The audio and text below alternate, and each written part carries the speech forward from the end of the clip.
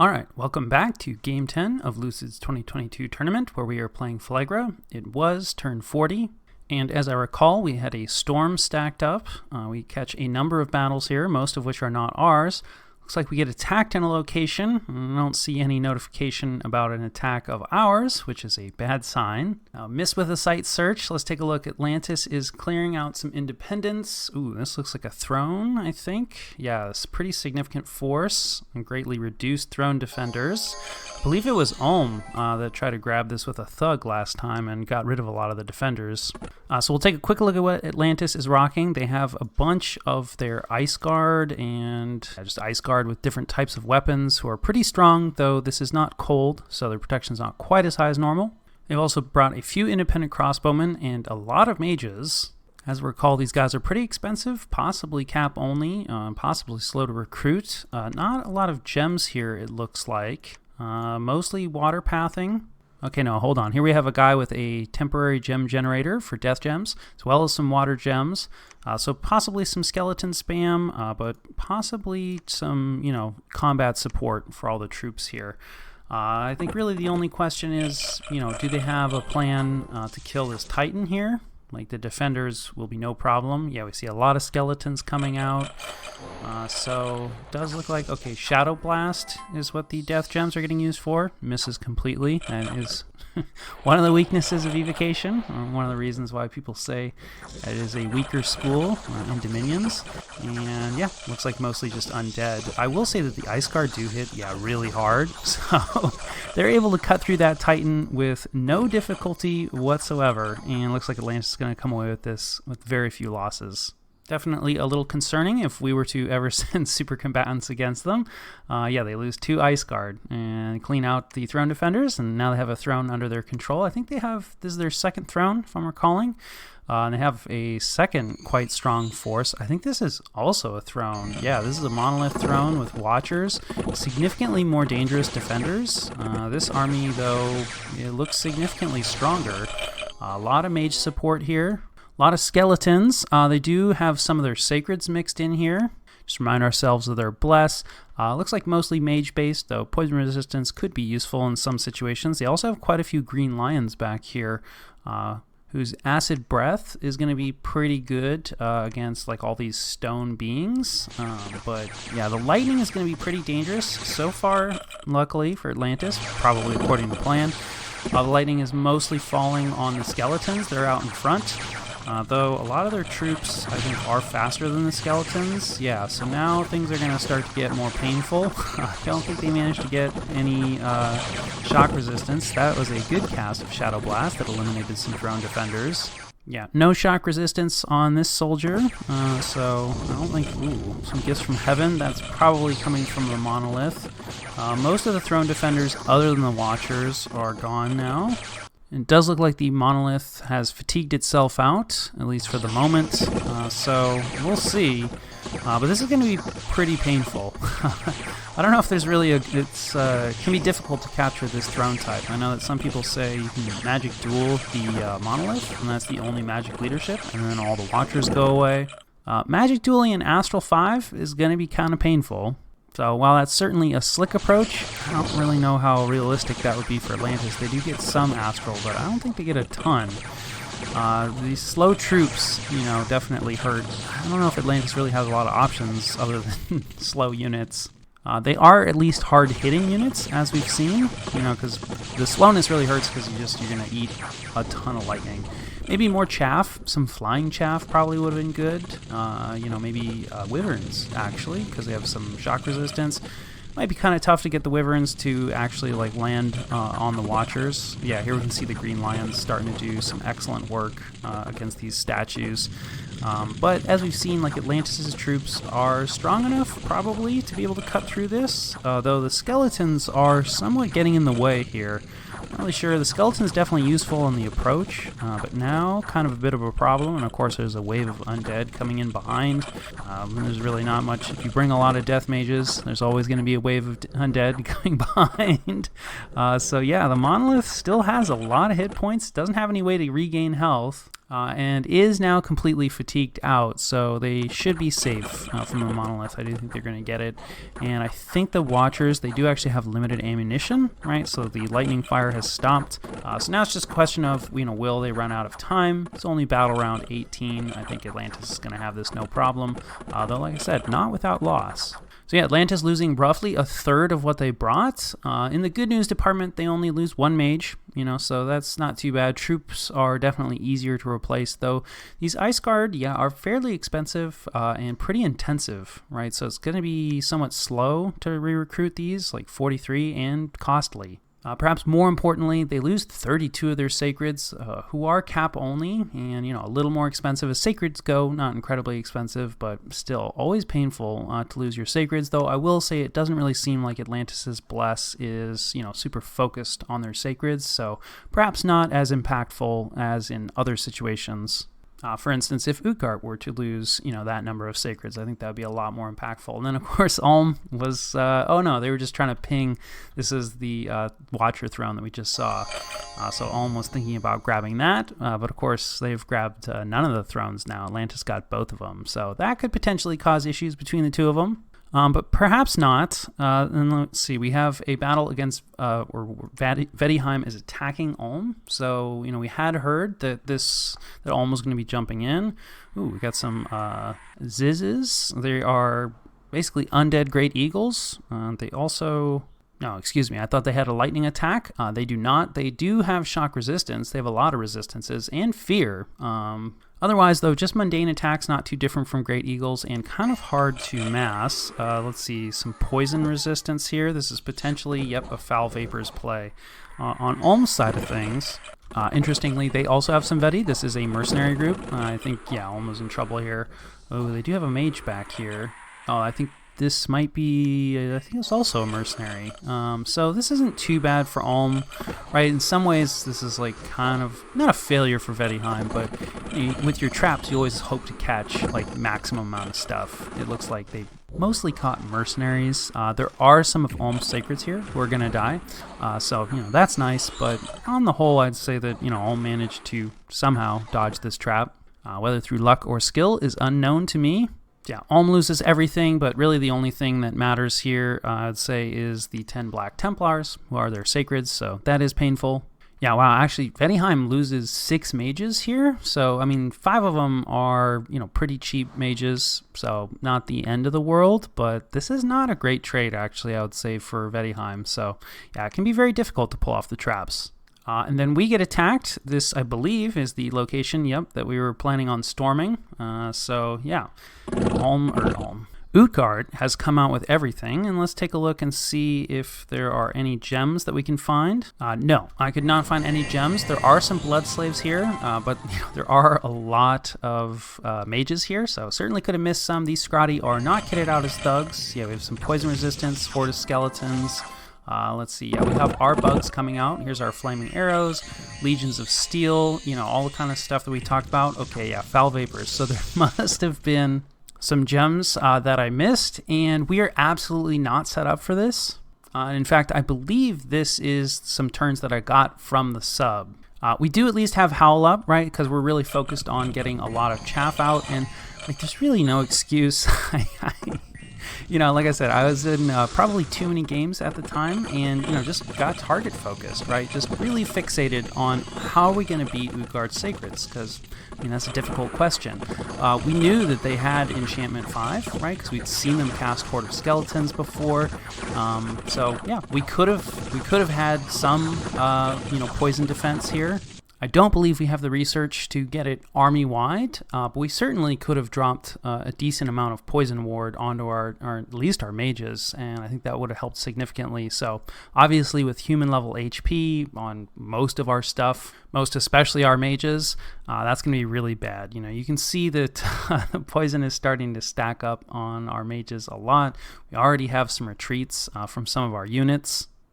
Not really seeing a lot of gifts from heaven, so, we don't have so much of that. Unfortunately, our Mouflon have kind of gotten out in front in a lot of cases. I think having them on the flanks is often a good idea, but in this case, perhaps not. Hopefully our Cyclops, soldiers can actually cut through some of these sacreds. We definitely are dealing damage, but these guys are really tough to kill. Of course, they don't have poison resistance, but they have regeneration, so poison's not going to be so much of a problem. Our Pretender's gone into the back. That is bold, but so far kind of working out.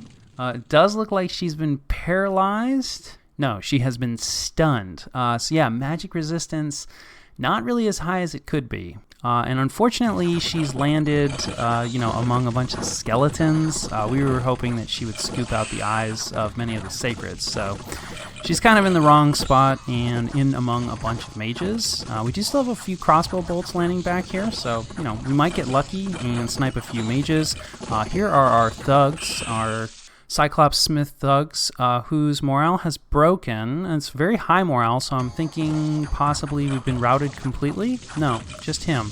So that's unfortunate, because of course these are the ones that have been kitted out with the midget mashers. They are size 5, which is still larger than Utgard's Sacreds. For a second I was like, wait, this isn't going to work. But Utgard's Sacreds are size 4, so I think this deals, times 2 damage. So they're already dealing 52 damage.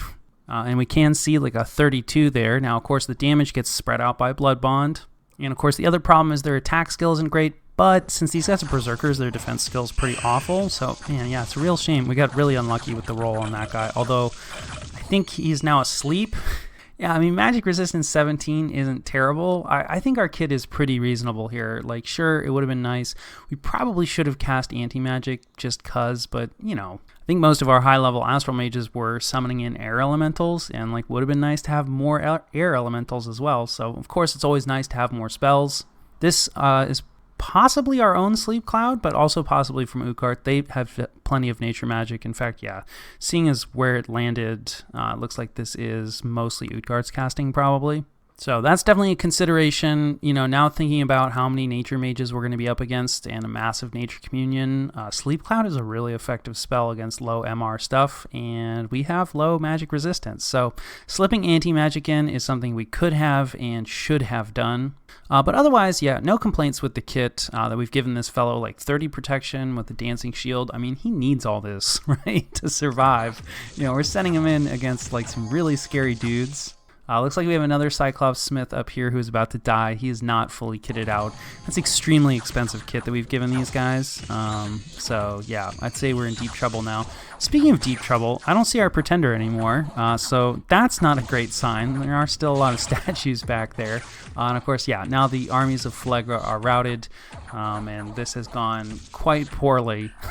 So yeah, we don't really have much of an army left in the south. We do at least have one tyrant down there, and we have a decent number of forts, but in terms of making any sort of offensive progress, yeah, we're going to lose all the kit on these guys. Really don't want to be donating kit to Utgard. They definitely can utilize that, so that's unfortunate. So yeah, this is what you would call a catastrophe, right? So Utgard does lose 61 units. Vast majority of that is long dead, which are easily replaced. We only kill 6 of the sacreds, which is incredibly painful. 7 mages do die. Some of those might have been to crossbow fire, but probably this is the communion burning out. So we probably can't really claim credit for those mages either. On our side, we lose most everything. The Pretender does indeed go down, so I think we are going to lose part of our Bless. Maybe not. The Bless is not hugely important. Losing the Pretender definitely does hurt, though. She's some magic diversity for us, and moderately useful in battles. We lose 2 of the Cyclops Smiths. We lose 4 Adepts of the Silver Order, which is very difficult to replace those Throne Mages. The 6 Oppressors and 5 Shackled Mages is definitely bad, but, as far as, the other losses, this is the less painful part of our mage losses. We also lose a Sorceress, 5 Witches. Those are not foreign recruit in the sense we can recruit them out of a fort, so we can actually replace the Witches fairly quickly, and they're not as expensive. But still, a boatload of mages. More or less the entire army. A few Mouflon escape, a few Helit soldiers escape, some crossbowmen escape, but the Cyclops soldiers especially, 40 gold apiece, and we lost 28 of those. They're slow. You can only limited recruitment, right? I think you can recruit 3 out of a fort per turn. We do have some retreats. Let's see if anybody survived. Let's see. Yeah, an oppressor, 43 units dispersed, 26 of them made it back. A Cyclops Smith did survive, so that's cool. So 1 oppressor, 1 Smith, and, you know, a smattering of unimportant units. Many thanks to my sub for providing us with these turns so we could see this. I had actually never seen this battle. Utgard helpfully posted our losses only in the general chat. So I was aware of the magnitude of the disaster, but I hadn't actually watched it unfold. I'd say that there were a lot of problems with this battle. You can see that, you know, we got a lot of kills, right? We got way more kills than Utgard took losses. This is because of all the skeletons that were summoned. So, you know, we didn't have an answer for Foul Vapors, which is obviously a huge problem. I think even without the Foul Vapors, we lose this battle pretty badly because we didn't really also like have a proper answer to all the skeleton spam. You know, we had a few fire elementals, but I think we would have needed a lot more fire elementals. One of our main like troop damage output components, the crossbowmen, are really pretty terrible against skeletons. Skeletons have pierce resistance, and of course crossbowmen shoot relatively slowly.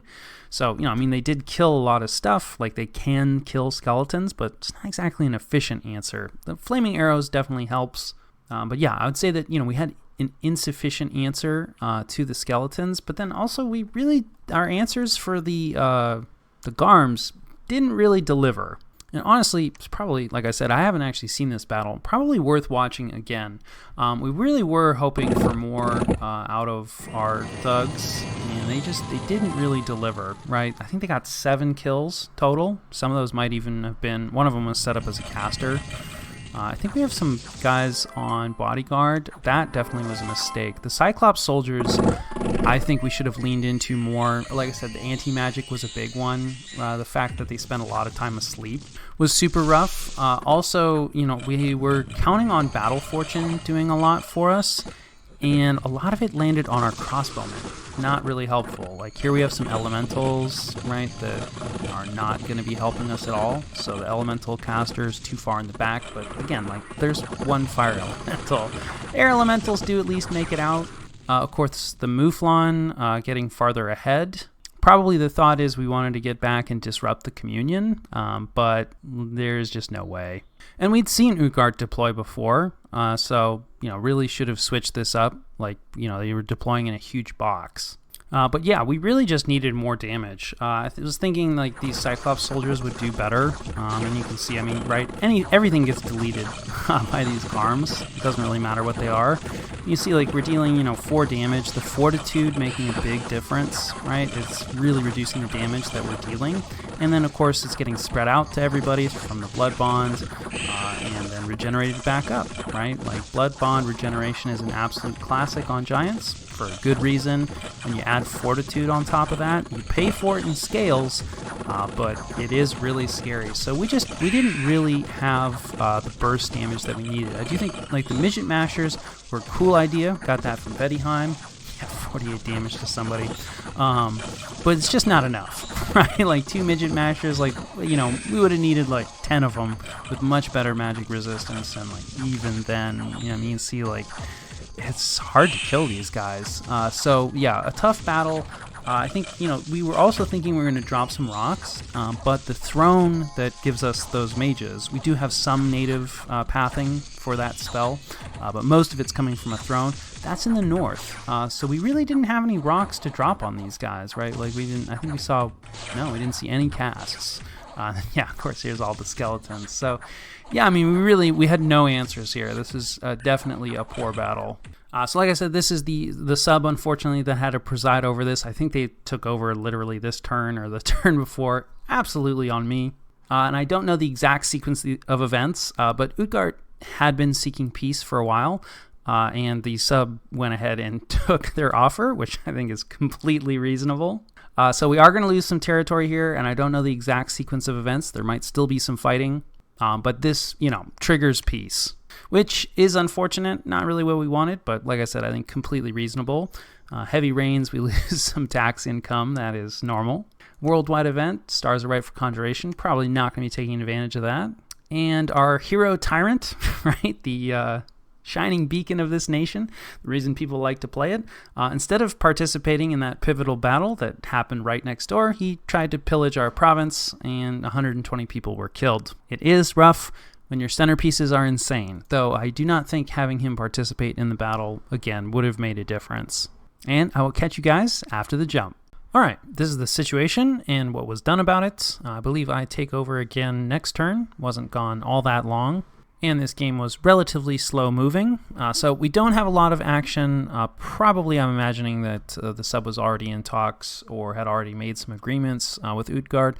Won't go over the exact details here. We'll see them unfold. We are definitely going to lose some territory. We are, sending a commander out to gather, let's see, a mage, but that's probably all. Yep. No, we have a fellow. Probably should have sent the commander. But I'm guessing probably at this point an agreement has been reached, since, we're using a mage to collect stuff. Maybe also thinking, we may lose this province. Anyway, collecting losses. Here we have, the remainder of our mages. So sending them home to do some research, bringing the troops with them. Of course, our tyrant is insane again. Only 5% insanity, right? 5% of the time he's going to be insane and you can't command him. I think this is the third turn in a row. Definitely the second turn in a row.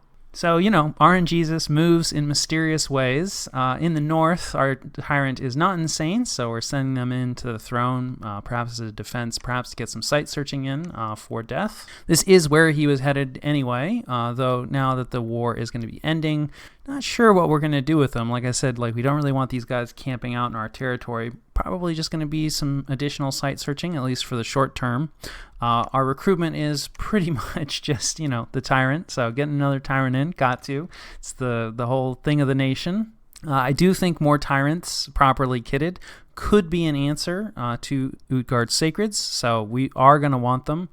But as you can see, we're not doing any troop recruitment. I do think we're still largely, recruiting mages, though, some of these are slow to recruit, which means we didn't spend money on them this turn.